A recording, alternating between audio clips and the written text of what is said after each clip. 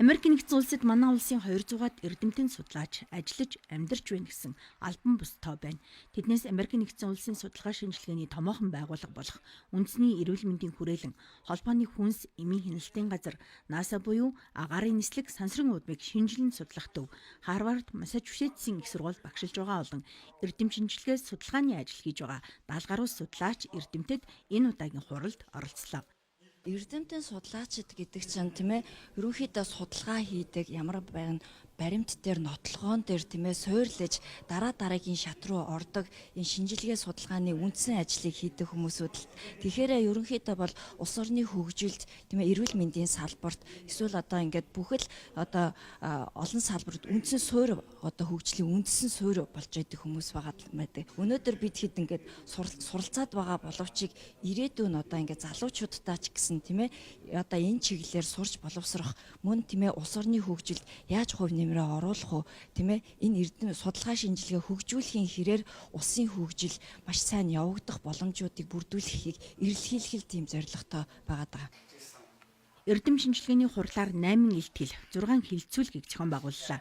Ингэхдээ мэдээлэл солилцохын зэрэгцээ, карьерээ өсгөх, тэтгэлэгт хамрагдах, ажилд орох зэрэг асуудлаар бодит туршлагаас хуваалцсан байна. Үүгээр шинээр гарч иж байгаа судлаачдад мэрэгжлийн хувьд хурдан өсөж дэвчгэд туслах зорилгыг агуулжээ.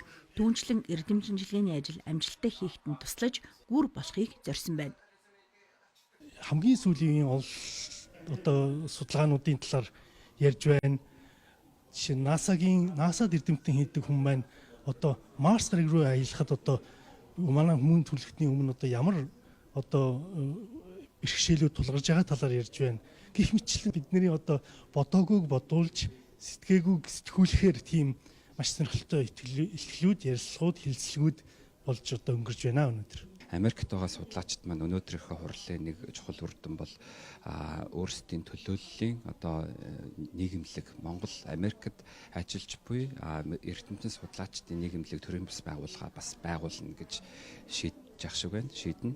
Тэгээд энэ маань цаашид бас өргөжөөд илүү олон судлаачид цаашид одоо энэ байгууллагатай хамрагдаад ингээд хамтраад харилцан туршлага солилцоод шин залуу хойч үедээ цаашид бас өсөн дэмжигт нь одоо бойжуулахт нь одоо туслах ийм сайхан талбар болно гэж үзэж байна. Америк нэгдсэн улс дахь Монгол эрдэмтэн судлаачдын анх дугаар эрдэм шинжилгээний хурлыг бид хамтдаа төрийн бас байгууллага, Америк нэгдсэн улс дахь Монгол судлаачдын групп хамтран зохион байгуулж, Америк нэгдсэн улс дахь Монгол улсын элчин сайдын яам дэмжин ажиллажээ.